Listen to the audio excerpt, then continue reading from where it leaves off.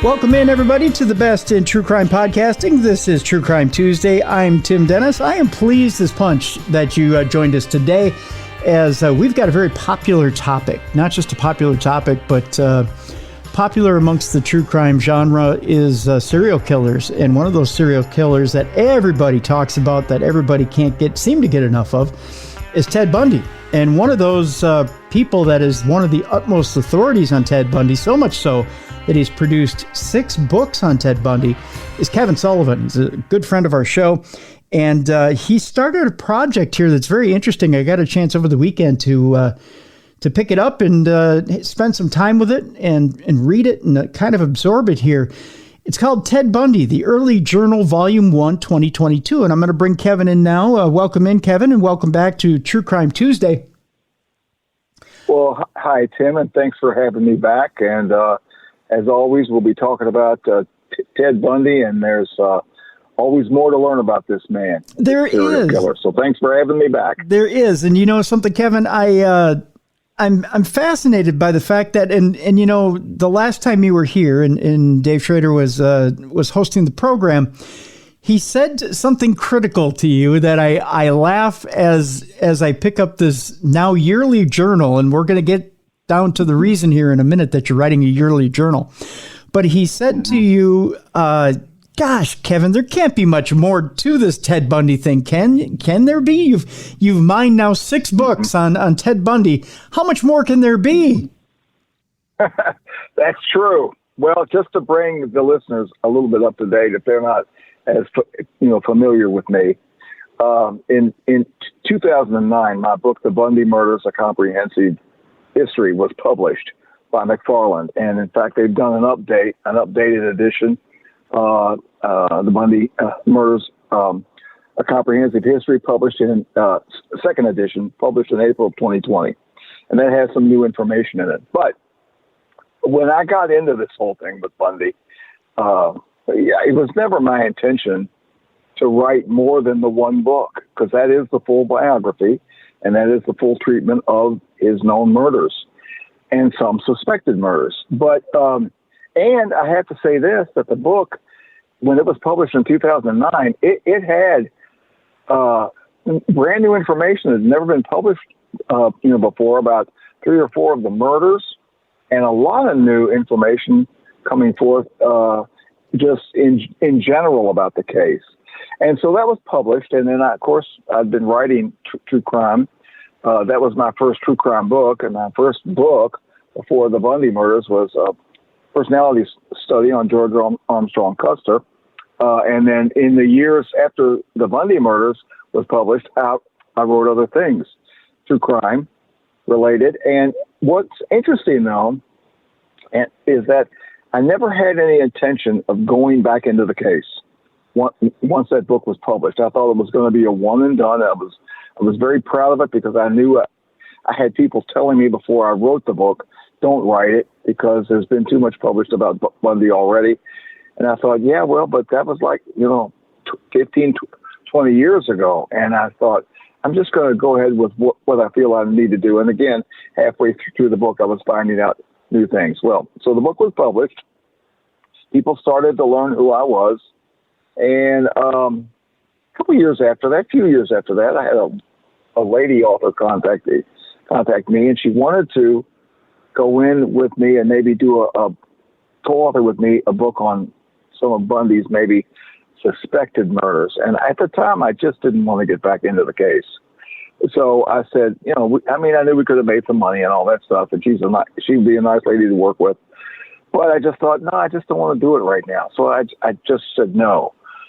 But then around 2015, I heard that, in fact, one of my contacts had passed away a couple of years before then. And then another of my contacts, one of the former investigators, which was Jerry Thompson at the time, he was having problems with dementia and things like that, and he was kind of going downhill. And I thought, well, if I'm ever going to do let's say a companion volume to the Bundy murders, I should do it now while people are still around. And I must say that I was really happy I did it, because I was turning up brand new information that had never been published before about Ted Bundy from some of those who knew him quite well.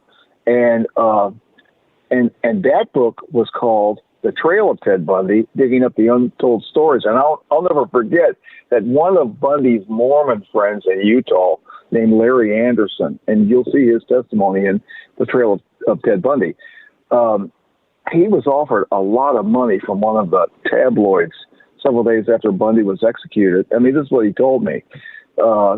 And he said he never, they offered him all this money, but he didn't want to talk about it. So here I come along some 20-something years later, and he was aware that I had interviewed Carol Bartholomew and, did right by her. I've got a good reputation of always doing what I tell my contacts I'll do and not doing what I won't do. And I interviewed Carol, and if anybody, a lot of people have seen this picture, there's a really pretty blonde in a picture with Bundy, and it's like he's helping her do the dishes at a party in Salt Lake City, and he's like pointing the rinsing gun at her. Well, that's Carol Bartholomew, and I had interviewed Carol, and she's in the book, The Trail of Ted Bundy. And Carol, after I interviewed her, she gave me the name of Larry Anderson and John Homer. There's other people that also knew Bundy well, just like Carol did. And so I remember Larry Alexander telling me that after he said he didn't take any money to do the story, he said, but for some reason, maybe it's because Carol, put in a good word for me. He said, I'll talk to you. And of course, he didn't charge me a dime, and I don't pay anybody for interviews anyway. Right. But his whole story's in there, and it's got some really interesting stuff. So that was another book. Well, then a book called The Bundy Secrets followed that. And I had new testimonies. These people, I guess I got such a name out there for Bundy, being associated with Bundy in the case, that valid people contact me. Now, there's a lot of people that contact me that I don't think are valid, and I don't publish their stories. But when I do find them, and I can validate their story, I always use them. And so after The Trail of Ted Bundy was published, I thought, well, I'm not going to publish another book, but then here comes these testimonies, and they're lining my files. And so then I just go after, I said, well, let's just do another book. And so we did. The publisher said it was a good idea. And that led to the following book, which was Ted Bundy's Murderous Mysteries with the Ed Again New Testimony. And then I also like to, when I do these companion volumes, I'll print portions of the record that really people have never seen, and then have commentary on it, and then have other stories in there. But all these new testimonies. And then after that, a guy suggested that I had a guy contact me one day right after Ted Bundy's, Murderous, Mysteries were published. It's like 2 days later after that was done. And I like to take about a week after a new book comes out. Just kind of relax, not do anything, except for maybe some podcasts or radio shows or whatever. Sure. And then just relax. Well, this guy contacts me, a friend on Facebook. He said, listen, have you ever thought about writing an encyclopedia of like the Bundy murders, the Ted Bundy case file?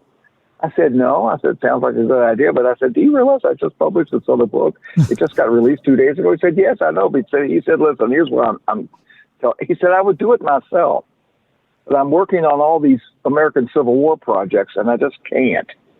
And I said, well, you know what? Let's put that on the shelf. It does sound like a good idea, but let's put it on the shelf. And I'll get back with you if I use it. I'll certainly give you credit for bringing the idea to me. He said, okay. So a couple of days later, I contacted my publisher. I thought, well, I'll just see what they think about it. Well, they liked the idea. So then I did the Ted Bundy, the encyclopedia of the Ted Bundy murders. And so that was the fifth book, the fourth companion volume to, like you should say, the Bundy murders.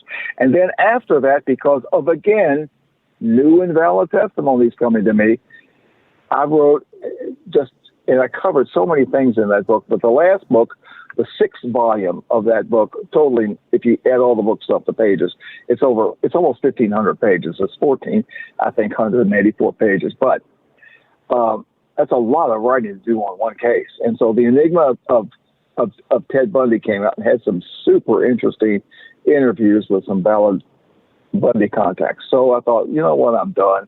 I have to be done. I've written over 1,400 pages. Mm-hmm. It's enough. I'm done. Well, then people kept contacting me. And I think, like in January of last year, I had 3 people contact me, and 2 of them turned out to be valid contacts after I did some kind of investigation on it and some double checking with other people and things like that. And 1 did not. The third one might have been, but she had gotten this information from her mother. She didn't quite know all the story, and her mother had passed away. So there's nothing I could do about it. But anyway, so I thought, well, you know, I said, I hate to keep gaining all these stories and not doing anything with them. I'll ask my publisher if they might be interested in putting out like a yearly journal and of these people to contact me, and maybe some other aspects of the case that we could look a little bit deeper at, especially at some of his other attempted murders and abductions that did not happen. So they said, yeah, we actually love the idea. And I didn't know that they would. So when they said yes, I thought, well, I'll do this. And so I'll tell you something. And I'm going to tell you something about this latest book, this 7th book, but it's the new series called Ted Bundy, the Yearly Journal, and this is volume 1. I had something be presented to me which can only be considered accidentally presented. It's nothing I was looking for. It's nothing anyone ever touched on because nobody ever knew it. And yet because of one testimony from a woman named Susan Milner that came out in the Enigma of Ted Bundy, the last book, and the new testimonies that came out for this new journal, I was able to find out what Ted Bundy's hunting pattern was for the first month he was in Utah. Now, let me explain about that. He arrived in Utah on September 3rd, 1974. In the middle, and of course, he had to start school, enroll and touch base with them. He also had to fly home in the middle of the month and get a truck, because he had come there on the 3rd with his Volkswagen and with just stuff he could pile in the car that he needs in his apartment. Mm-hmm. But he had to fly back home in the middle of the month. He got his brother Glenn. He already had purchased an old truck. I can't remember who he purchased that from. But anyway, he purchased this old truck, and Glenn and he unloaded all his furniture from his apartment in Seattle on 12th Street, and then they drove it back. And you can see the places they stopped for gas because, later the investigators did their gas receipts and all that stuff on Bundy, and they could track him. So he gets back there. I mean, Glenn helps him unload all that. I don't know if he spent any time there with him or not, but he ended up flying back to Seattle. And so, Bundy was really busy. Well, it turns out that, and this came out in Enigma, that Susan Milner, and of course, Bundy lived in an area called the Avenues in Salt Lake City. And it was fairly close to downtown. And it was just, but the Avenues would, roll right into the downtown, as it were. But Susan Milner came to Utah. She was married in the temple there on September 10th of 1974. So Bundy had just been there about a week. But later that month, she said she had a little argument with her husband, and she said it was either she believed it was late September. She said it could have been in October, but I really think it's like late September, and so she walked a few blocks from her apartment, just wanted to be alone a bit. And she went into a schoolyard and got on a swing. And the road is right next to it, but there's a fence because it's a schoolyard. And Bundy pulled up in his Volkswagen and asked her, came in, he was leaning on the fence, very polite, and asked her if she'd like to go for a ride. She said no. She said, I was mad at my husband. I'm certainly not going to go out with any other guy. And so he just kind of waited a second, and he asked her again. He was trying to get her to go with her. And she said, no, I can't. So he just kind of tapped the top of the fence a couple of times and okay, and got back in his vehicle and left. Well, once his picture was shown, okay, and she's about, like I say, she was about 3 blocks from where he lives.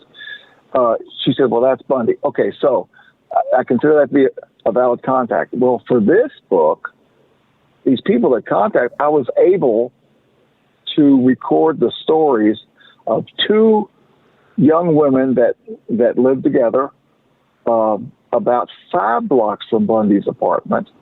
And they lived in a brownstone, an apartment building on the 1st floor.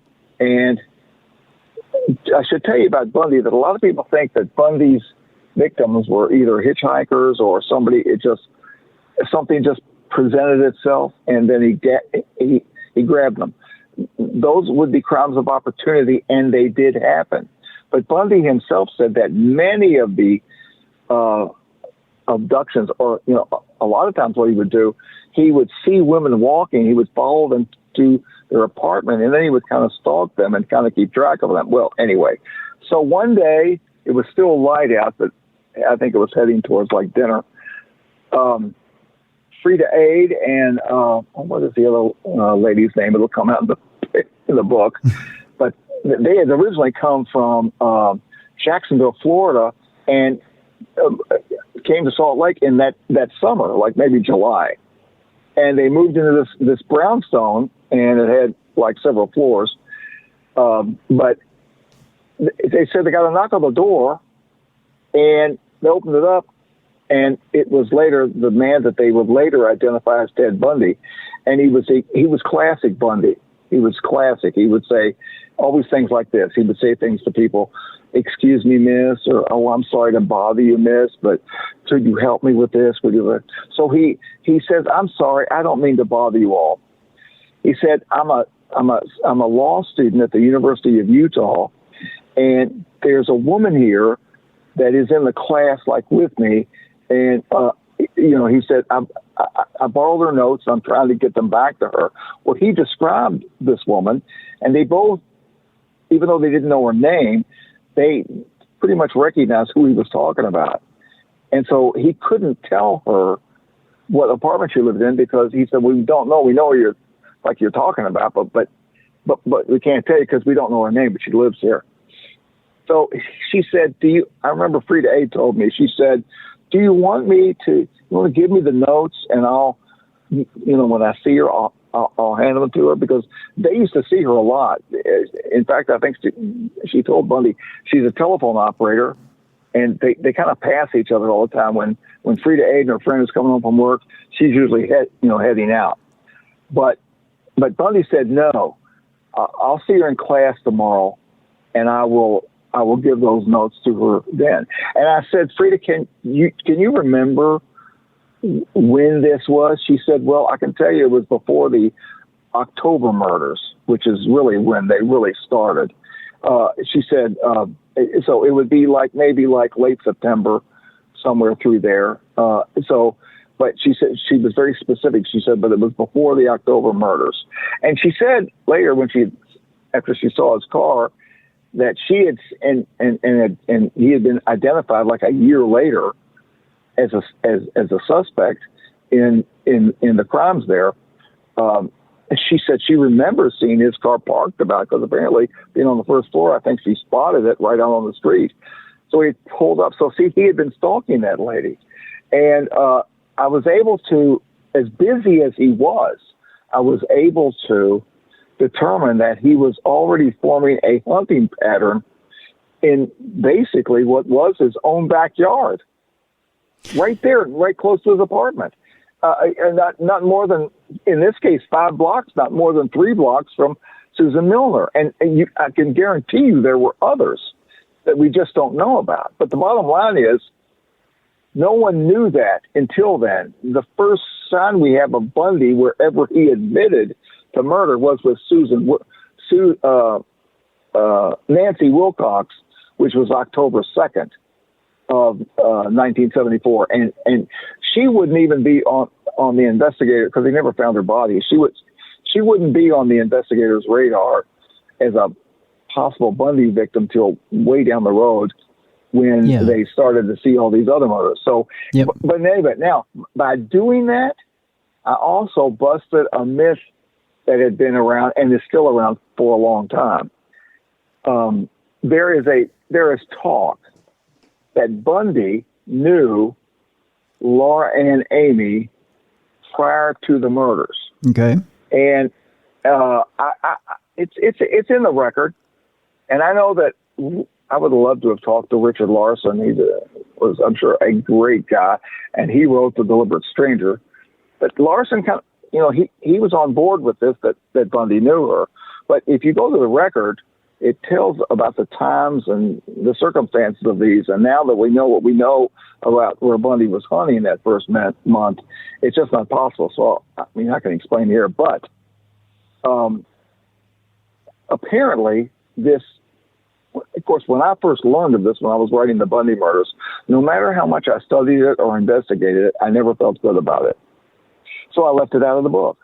During the trail of Ted Bundy, because I would hear people talk about this, I at least presented it in the book, and I said, look, I'm not saying it can't be true.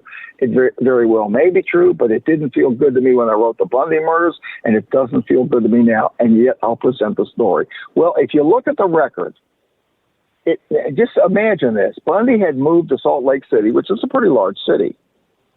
This myth has him going about 30 miles south to little tiny Lehi, Utah, which has, at the time, had about 43 or 4,600 people there, a very small town. And according to this myth, he was going down there, and this is in the record. Mm-hmm. He was going down there, and he would stay at the place. He would come and go from a place called Brown's Cafe. It wasn't the actual name of the place; it was the nickname that the kids gave it.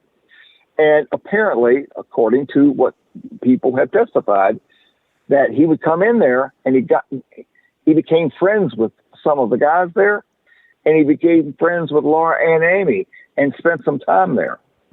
And all of this, according to the record, had to be in that, that end of summer, early fall period, like September, right through there. Well, it turns out that for him to have gone down there to this tiny town and be there enough that he's striking up friendships with guys and hanging out there a lot and getting to know Laura and Amy, it just couldn't happen. He was just too busy that month because now we have a hunting pattern. He's out hunting for women actively in his own area during the same month, which he didn't even arrive there until the 3rd, and then went home for a while in the middle of the month. And getting moved in and dealing with school. So that's another myth busted. So I can conclusively say now it didn't happen. Now, I also want to say this. Okay. I'm not saying these people lied. I don't believe that for a second. And I know another Bundy investigator, and he and I agree on this. Can I ask you a quick question, Kevin? Yeah.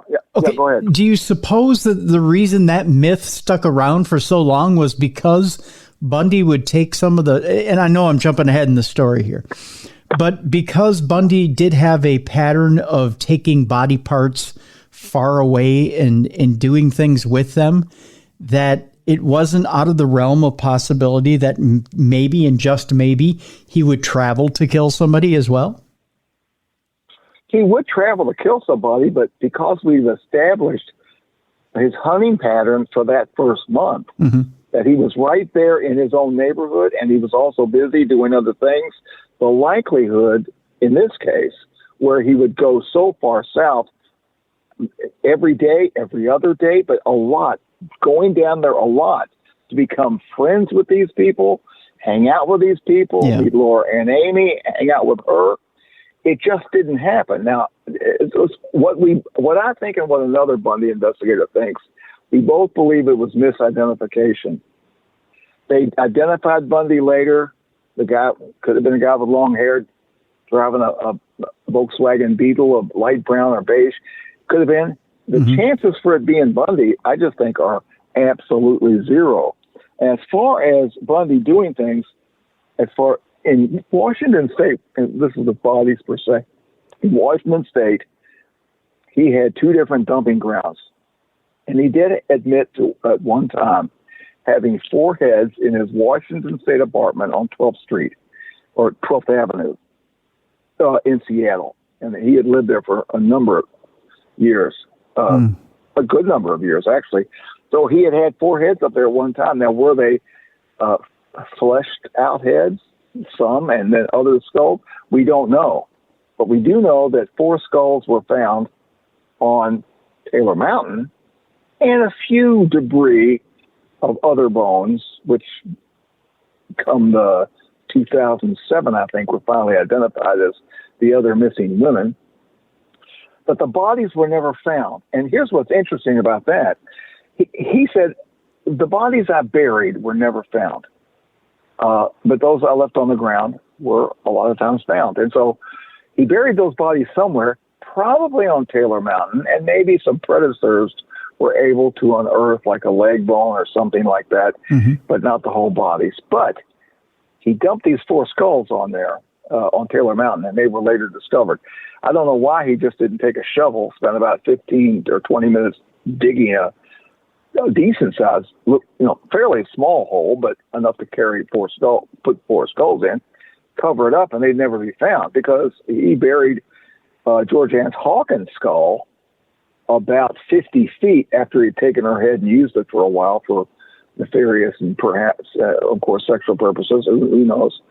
He buried that on a hillside in Issaquah, and that's never been located. I mean, they tried to locate it, but they found in the Issaquah dump site, that's where they found the remains of Janice Ott, but no skull.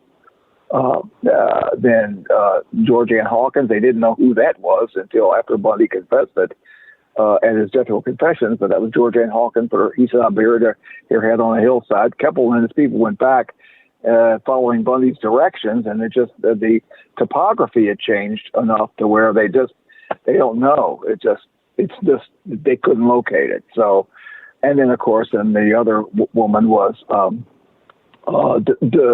Denise Naslin, and they did find most of her body and then her bones, and then the skull. So he would do things, and he would take like heads home, and he would do stuff, but I don't think he would. I think we can finally say conclusively that he certainly was hunting that first month he was there in his own little environ, and he was right there in practically his own neighborhood before he started branching out and got Nancy Wilcox on the 2nd of October. And that's why there isn't any way in the world he could have been so far down in tiny Lehigh. I mean, I can't imagine Bundy wanting to become known in a small town. Yeah. But, still though, it just wasn't him. So that was another bit. And so Catherine Ramsland, she and I are personal friends. She always blurbs my book. She's just a great lady, has had a great career as a professor and true crime writer. And anyway, she said, and this is really, I like how she said that because it's true. It says that this volume shows that we can still chip away at his secrets. And it's true. It's amazing. Certain things that will still come to light.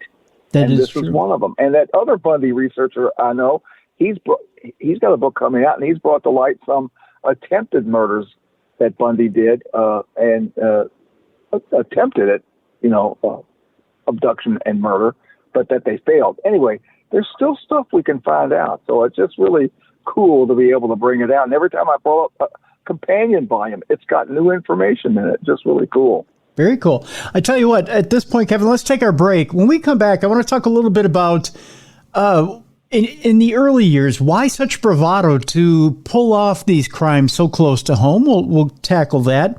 The other thing I want to tackle, too, is how to separate fact from fiction. When you get these stories, like you've mentioned, this other researcher is gathering these stories, too, how to separate what could be an authentic Bundy encounter from what may have been somebody thinking they had a Bundy encounter. We'll tackle that as well.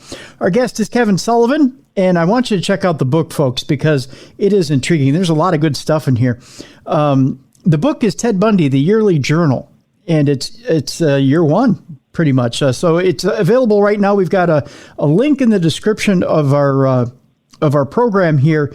It is put out by Wild Blue Press, and you can get it also on Amazon.com. But we got a link right in the description of this program. We want you to go out and get that book right now, especially if you're what we like to call a Bundy file. If you like to get out there and get as much information on Ted Bundy as you can, there's lots of good stuff in here. And Kevin has really put some hard work into this book in compiling more Bundy information for you. Like we said, if this is a yearly event, that's a lot of stuff. When we come back, more with Kevin Sullivan. We'll talk more Bundy right after this on the Best in True Crime Podcasting, True Crime Tuesday. Welcome back to the Best in True Crime Podcasting. This is True Crime Tuesday. I'm Tim Dennis. Our guest is Kevin Sullivan, the author of 6 books on Ted Bundy. This is his 7th, Ted Bundy, the Yearly Journal, Volume 1, 2022. And it's available at wildbluepress.com, also available on Amazon.com. We'll have a link to it in the description of this program to make it easy for you to go ahead and order that book. Kevin, before the break, I had teased that we're going to get a little bit into the psychology of, in those early years of Ted Bundy, why hunt so close to home, to suggest that you're willing to go within 5 blocks, 6 blocks, a mile and a half of where you're living and commit these murders.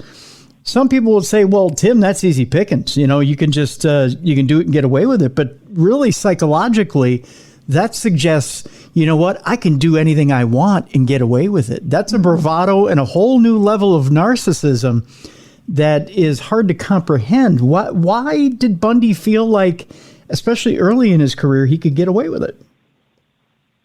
Well, that's an interesting question. When you think at certain crimes Bundy committed, certain ways about which he would perform his abductions, a normal mind would say, no, you don't want to do that. For example, when he went to Lake Sammamish on July 14th of 1974, he was talking to these women. He used his real name, at least his first name, Ted, to a couple of them, and led some to his car, but they didn't go with him because they couldn't leave. But he was doing things very boldly, and in front of, like at Lake Sammamish that day, there was like 40,000 people, and the police department was actually having a party at the park. So Bundy just felt immune to that. Or if you look at what he did at Dumont High School, he went into an auditorium, was seen by hundreds of people, and there were 1,500 people there. And he presented himself to them, and he sought someone out and finally was able to grab Debbie Kent as she left early to go pick up her brother from a roller rink. Well, why would one do that? Normal minds would say, well, you know what? You don't want to be seen by anybody. But yet, that he's not normal. Now, he would say you don't ever want to be seen leading a woman into the car, but apparently it didn't bother him. It would have bothered me or you or somebody else, for example, to be hunting women at between 11 p.m. and midnight on June 11th, 1974, while you're in an area that people can know you, and you're hobbling on crutches with a leg cast and fumbling with a briefcase in an area where anybody that you know could spot you in the hub of your life, which is Seattle. He was okay, but yet he did it, and Bundy was so successful at pulling the unthinkable off. Again, that night he was able to get Georgianne Hawkins. He started on June 10th up until 10 o'clock, 11 o'clock. It passed past midnight. Then it was June 11th, and here comes, around 12:30 or 1 o'clock, Georgianne Hawkins, and he got her. So you would think he would have been afraid to be seen by somebody, and then for a report to come forth, but apparently not. Incidentally, in a case like that, 2 weeks before Georgianne Hawkins, he was hunting in the same area, Creek Row, and he, again, asked a woman for help. He was fumbling with, I guess, a briefcase. He had crutches. She followed him to his car, his VW. It might have been parked in the same lot about a block away where he took Georgianne Hawkins that night. But he said, I don't know why, but sometimes this happened. He said he got to the car with her, and all of a sudden he didn't want to kill her. For some reason, he didn't want to kill her. Now, he didn't explain why. It was rare when this happened. And I only know of this thing and another incident where he, what he called, he was in his reformation period with this other lady, and he decided he wouldn't kill her either. But the bottom line is, he let her go. And then he thought, oh my God, after the Georgianne Hawkins abduction, he said, if this woman goes to the police and says, well, there was this guy that I helped to his car, he was fumbling with a briefcase or books or whatever, hobbling on crutches, and he drives a beige VW, and Bundy had also told her, I live in the University District. So he said, they might be able to catch me. So he was horrified that he had not killed her, really, and allowed her to go, even though he wanted to let her go, and he did. He thinks, boy, this thing could bounce back on me. But outside of those times where it seemed like his reasoning was working properly, many of the things he did in the way of abduction and murder were so astounding, they just were past people believing after he heard about it. I mean, if you look at the abduction of Linda Ann Healy, and I've said this on some of these documentaries I've been on, but if you look at what he did, how he got Linda Ann Healy, I've never heard of a more bizarre abduction and bold abduction in my life, and I don't think I ever will hear. And here's what he did with her. There were these co-eds that lived in this house in the University District, mm-hmm. and he had tried the front door and found it to be unlocked.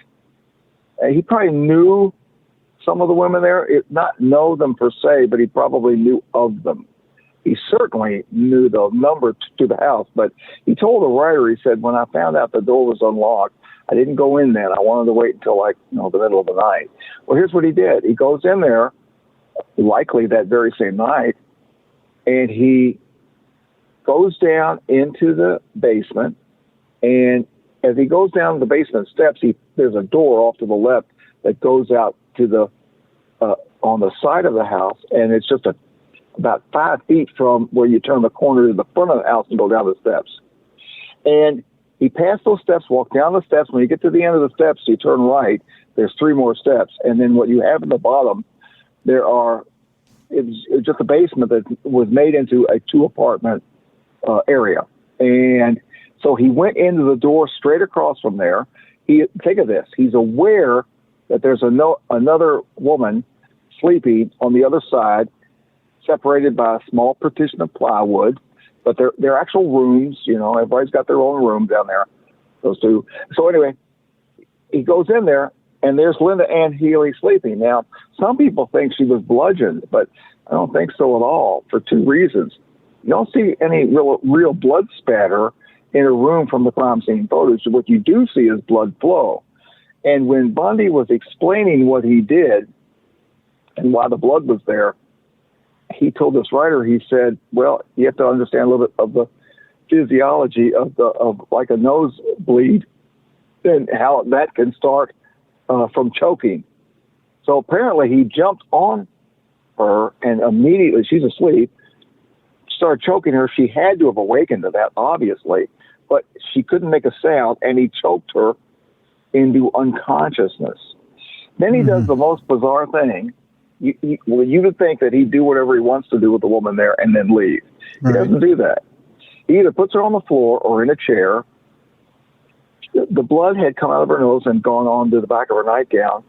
He hung the nightgown up in the closet, and then I believe he took the pillowcase off, but he made, because it had a good a good amount of blood on it. But he made the bed.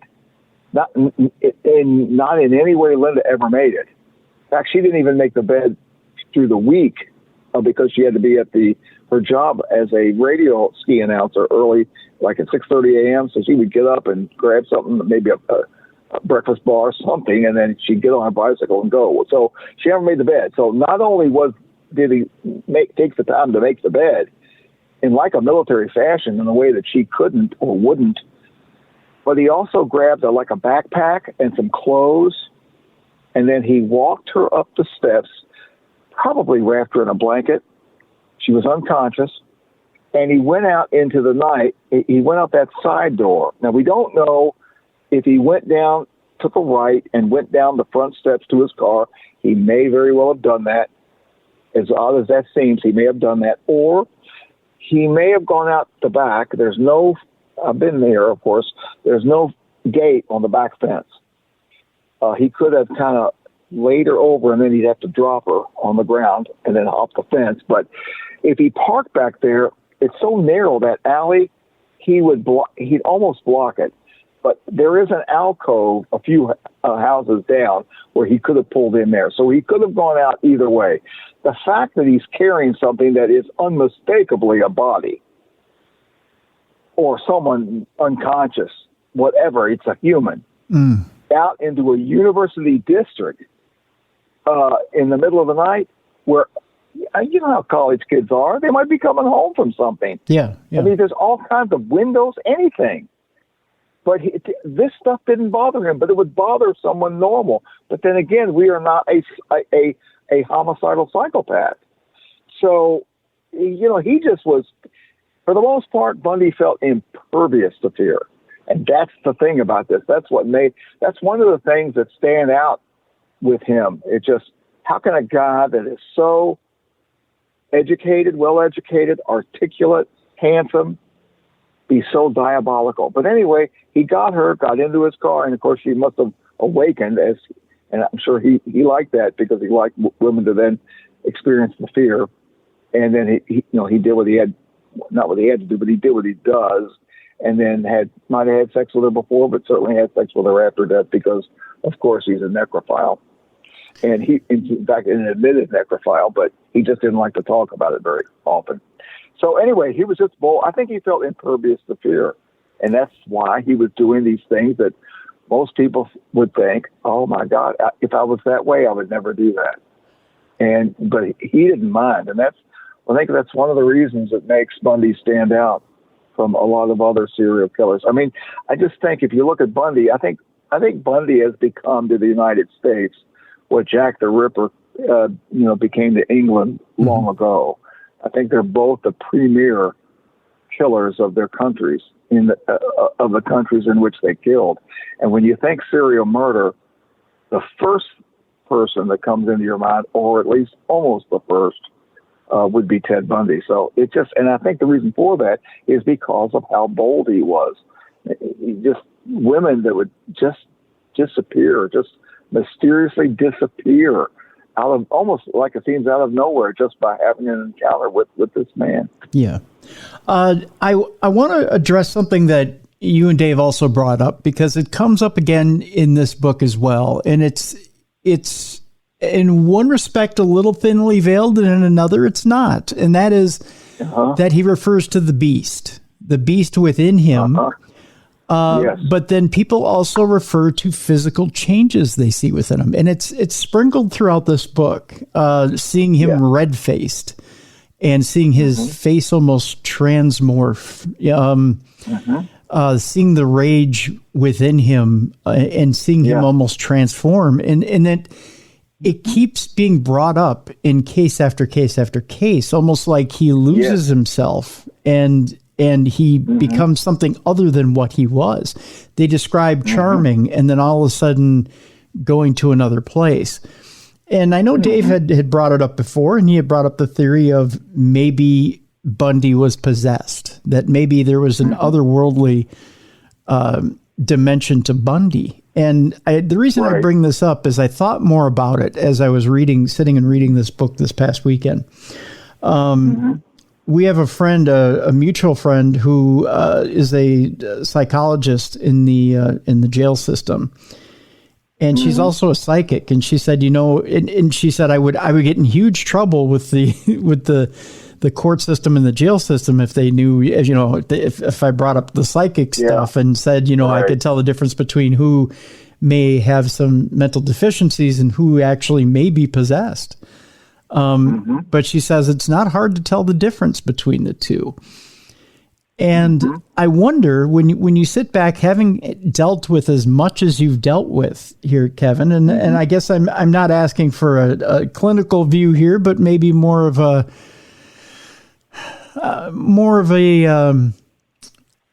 layman's point of view. When you take a look at it, is it possible that there's a combination of maybe mental illness and maybe a little of the supernatural here? Because it seems to me that it's almost like Ted Bundy did go out of body in two extremes that no other human could go to. Yes. Well, as you know, I am a, semi-retired minister, but I've dealt a lot with things with the supernatural and stuff like that. And I never talk about demons or supernatural things in my true crime books, but I think Ted Bundy had things in him that he cultivated over a period of time. But I see in the Bundy murders, when I see in that book when it's talked about the entity or the force that he had, I said there, he was never a powerless pawn. It's not how that works, but that he had cultivated these very dark things over a long period of time. And so if there are things out there, which I know there are, when you are cultivating this and a human is heading towards that, there are certainly those entities who will come in and help energize you to do those deeds. Now, I can tell you, of course, I never met Bundy, but I've had a lot of dealings with people that have had problems in areas, including those who have murdered people. And there's certain things about them, and you can see certain things erupt. And you can see when you're counseling and ministering to somebody and performing what we call deliverance, the Catholic Church would call exorcism, you can see various things happen, supernatural things happen. But putting that aside and just going on what has been told about Bundy, I know that the writer Stephen Michaud said on one of these documentaries, I know Michaud. In fact, I ran into him in Knoxville last week on an elevator. We were both there to do a Bundy documentary, and so we ran into each other at the hotel in the elevator. He said, that was weird that we ran in together to each other like this. I said, I know, it's surreal, isn't it? And then we laughed about that. But Michaud said that he was talking about one of the murders of Bundy, and this is when Bundy was answering things in the third person, years before his death row confessions, where he came out and said, I did this, I did that. He said Bundy took the recorder I had, brought it very close to him, and it looked like he went into a trance. And he said, as I watched him, something very weird happened. He said, I saw this welt start to form on his cheek. It came out, this white-looking welt, and then it kind of lengthened and kept going on his cheek.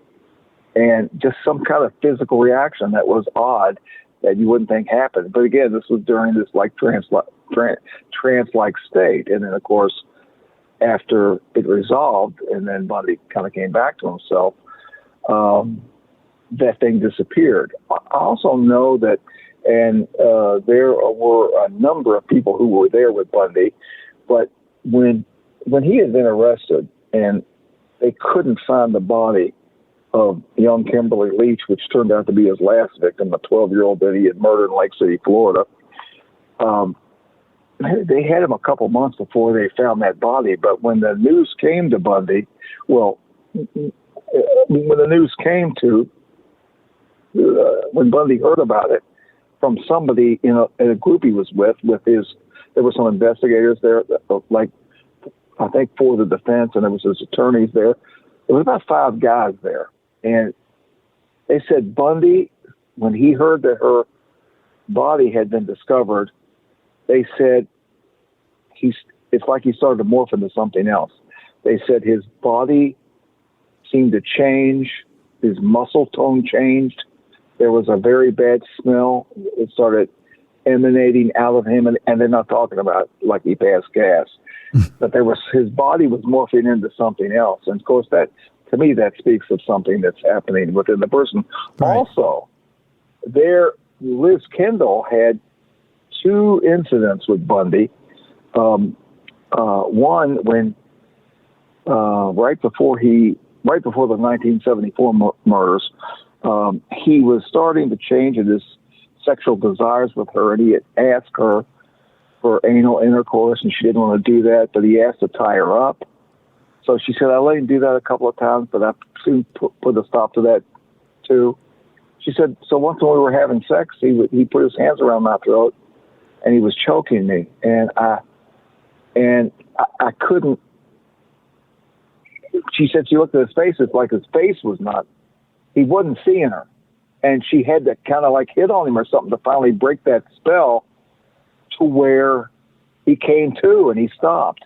Mm. Well, and also they were out once on the Yakima River. Now this is a week before the Lake Sammamish murders, and he goes out on the Yakima with her.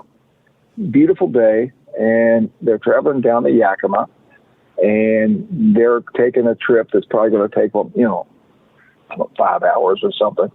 They brought lunch with them. Well, apparently, according to Liz, it started out okay.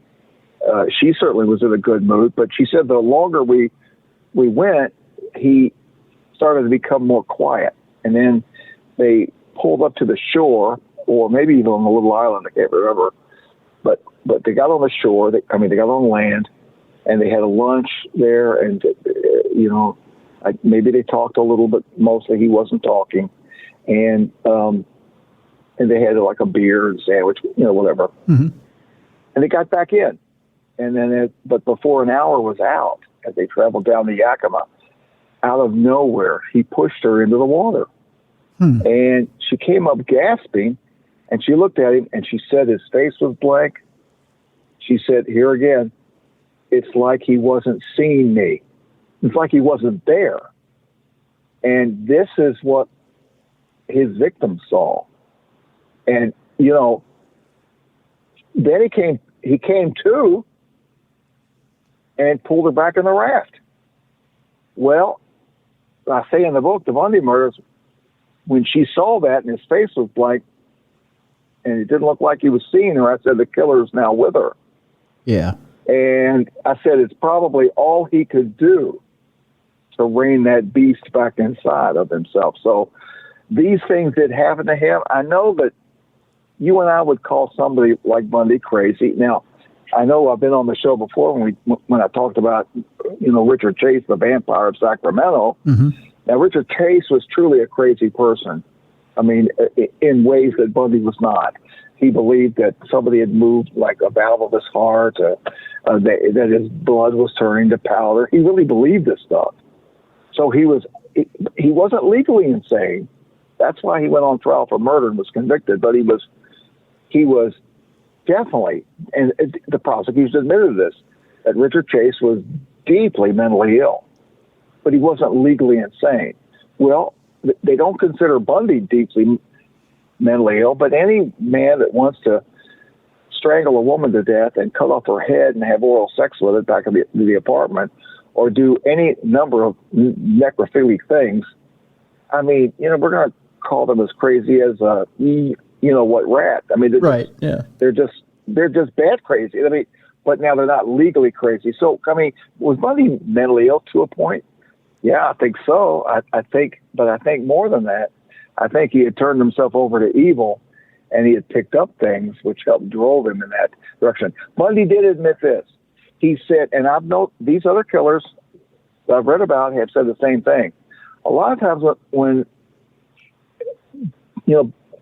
Bundy would say the desire to kill would rise, and he would get into, of course, I don't know if he'd call it an altered state, but that's what it was. And then after he'd commit the murder, then it would subside again. And Bundy used to refer that as coming back to his normal self. So he recognized something was going on there, that it would both rise and fall. And in fact, the other woman that I talked about that Bundy let go, he laughed to Michelle. He said, well, it was in my Reformation period, and there was nothing actively going on with me. Now, he said if this would have happened like maybe 3 weeks later, yeah, I would absolutely would have killed her. But there was nothing actively going on. So he said he picked this girl up. They went someplace. They were drinking together, laughing, having sex together, and it was all mutual. And he said, even without that thing rising, he said, I just want to see if I can do all this with her and not kill her. But you could tell as he talked that there were starting to be some desires there that he kind of wanted to kill her. But no, he was going to show that he didn't have to kill her. So, but he came out and said if this would have happened weeks later, when that thing had like risen up in him, that she would be dead meat. So you can see he knew he was dealing with something, and some people like to poo-poo and kind of reject that thing about the entity, but it's very real, and for whatever reason and whatever the cause was, it would rise up in Bundy, and he would recognize it when it was there, and then it would go back down. And when he said, I would become myself again. Of course, he's still a murdering self, obviously. Right. But he's talking about the power that was there to do that. Also, another thing Bundy did, Bundy would drink a lot to get himself into that state of murder when he knew he was hunting. When I wrote the Bundy Secrets, I mentioned that woman to you, Carol Bartholomew. Mm-hmm. But she gave me this woman's name, and her name is Louise Cannon. And Louise Cannon knew Bundy, and Louise Cannon was a woman that Bundy did not want to murder. He just wanted to date. And Louise Cannon worked in a bank just a couple blocks from his house when he left 565 First Avenue and moved in Salt Lake City. He moved over to, I think, it's 320 Douglas Avenue, but it's on Douglas Avenue. It's about 2 blocks catty corner, as they say, from this bank. Well, Bundy used to come in this bank all the time, and he always wanted to see Louise. And then he would come over, like when there was snow, he would come over and he would wipe the snow off the car when she left the teller portion, and everybody went home for the evening. She would stay for like another hour and work the drive-through, and he would come over and clean her car off. And he asked her one night, can you want to walk down the alley to the coffee shop? And she did. Well, she was always kind of jovial Ted, right? Well, she said that on the evening of October 18th of 1974, she walked into a bar called the Widow McCoy's, and there's still a Widow McCoy's in Salt Lake City, Utah, but it's several blocks from the original one where she was. And she said she walked in, and she was supposed to meet 2 of her girlfriends there, and sure enough, there they were at the table. But she looked over, and there was Bundy at the bar, sitting there by himself, sipping, not a beer, but like, bourbon or vodka or something, and he was sipping on hard liquor. But she said it was odd because he was not his talkative self, and all he did was he looked at her and he said, "Hey Louise, how you doing?" She said, "Fine, Ted, how are you?" And that was about it. And at any other time he would have started chatting her up. Well, she said she walked over to the table, sat down with her friends, and she said the next time I looked over, he was gone. Now she knew this was a preset time to go there. It was October 18th. Well, this was about 8:30, I think, when she noticed him gone. Later, it would come out that was the night, within a couple of hours, that he abducted Melissa Smith. Oh. And yeah, and this had never come out before. And I asked Louise, I said, "Louise, has anybody ever talked to you about this before? Any writers?" She said, "No. In fact, outside of a couple of detectives interviewing me when this happened, no." And she said, "You're the first one." Well, again, she doesn't bandy this information about, but she knows Carol Bartholomew very well, and they're both valid Bundy contacts. Well, anyway, So what Bundy did was he was liquoring himself up. He was jump-starting himself because he was going to be hunting that night. And sure enough, a few blocks away from there was a place called the Pepperoni Pizza. And that's where Melissa had gone to see one of her friends that night. And later, the person identified, it might not be valid, but it could very well be, that Bundy was in there when Melissa was there, and then likely left soon after she left. Now, he either picked her up and drove her, like from there, offered a ride, but more likely, I think the more likely explanation is he followed her and maybe got ahead of her because she had to walk home past like a school where the lighting wasn't very bright, and there was a woman. This is really weird. It was close to like 10:30 at night or something, close to 11 o'clock at night, and she's out raking leaves, and she hears a female scream, just with one loud scream, pierced the night air. And so because of that, I think Bundy, what he did was he probably went ahead of her and then jumped out from behind his car. And she saw he had a crowbar, and he whacked her in the head and then abducted her. And it was terrible because it's always terrible. But when you think about this, she was the daughter of the chief of police of Midvale, Utah, Chief Lewis Smith. He was long dead before I wrote my book. But I had all these dealings with Jerry Thompson and interviewing him and calling him on the phone and all that stuff. And he was good friends with Lewis, Chief Smith. And later, Chief Smith just couldn't handle it. He turned the investigation over to Jerry. But all this came out from Louise Cannon. So this was another thing that came out. And so it's another piece of the puzzle. We had no idea what Bundy was doing or where he was before he got Melissa Smith.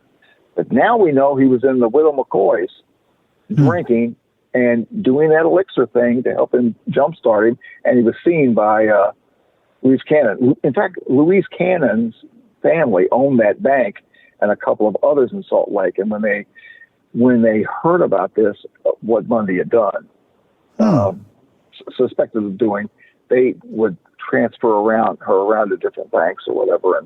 And he, Bundy called her one day and said, "Well, I just don't know where you are." Again, he had no intention of hurting her. He just thought he would she's one of these women he wanted to develop a relationship with, but not harm. So these are the kind of stories that have come out over the years, and I'm glad as a historian, that's what I am at heart, to get this stuff down on the printed page for future readers and researchers. Right. Yeah. And bizarre when you mentioned that relationship, because it's not a love relationship. I don't think he was capable of it, but just in a, I want you for safekeeping, or I want you for my own uses. Just bizarre. Yeah. And kind of wrapping up here, Kevin, I got one last question here, and that is, in the title of this book, it's Ted Bundy, the Yearly Journal, suggesting that there's more out here and more to be searched through. So I've got to throw this out here, and I know this is on the top of our listeners' minds as well.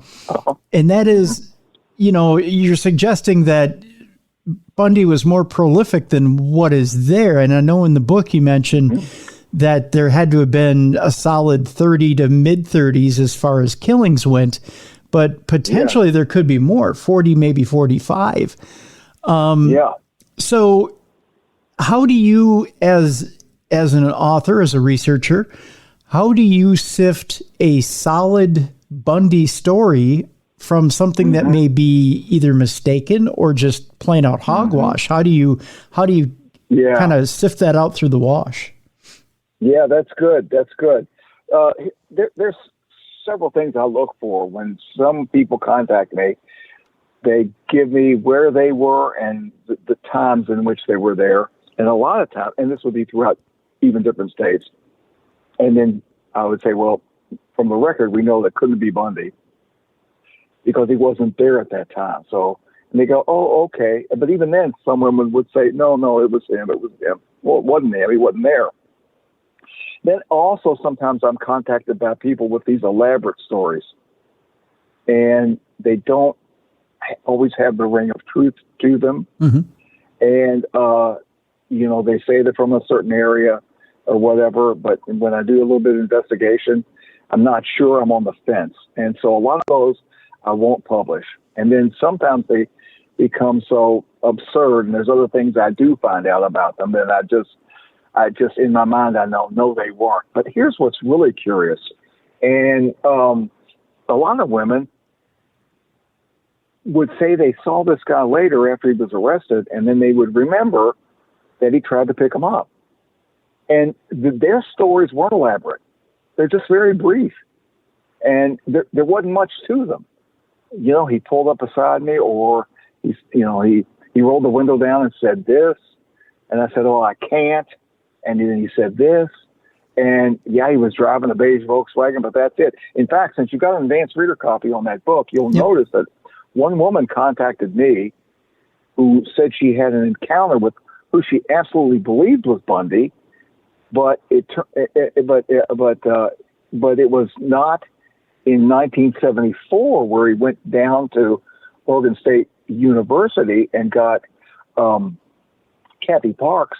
It was in either 73 or 75, but I think she said 73. Well, it had been so many years since I had studied the original files of certain things. I'd forgotten that Bundy admitted killing 2 in Oregon. And when everything she said had the ring of truth to it.